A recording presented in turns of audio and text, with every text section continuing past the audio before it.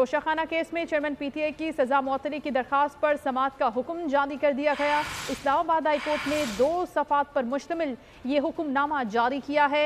वकील के आइंदा समाअत पर सेहतियाब न होने पर मुतबादिल इंतजाम फराहम करने का हुक्म दिया गया है। चेयरमैन पीटीआई के वकील ने समाअत मुलतवी करने की मुखालफत की थी। इसी हवाले से मजीद जानेंगे बोल न्यूज़ के नुमाइंदा एहतशाम खयानी से। जी एहतशाम, अपडेट कीजिएगा, क्या हुक्मनामा सामने आया है? जी देखिए, इस्लामाबाद हाई कोर्ट के 2 रुकनी बेंच ने आपसे कुछ देर पहले जो समाअत की थी उसका तहरीरी हुक्मनामा जारी किया गया है। चीफ जस्टिस आमिर फारूक और जस्टिस तारिक महमूद जहांगीरी ने 2 सफ़ात पर मुश्तमिल तहरीरी हुक्मनामा जारी किया। इलेक्शन कमीशन के वकील अमजद परवेज आज अदालत के सामने पेश नहीं हुए थे।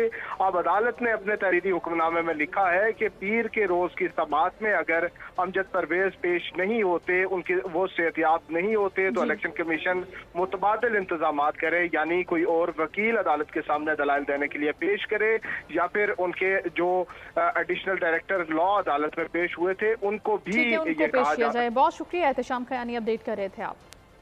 मुस्लिम लीग नून के रहनुमाओं का कहना है कि इलेक्शन फरवरी के वस्त तक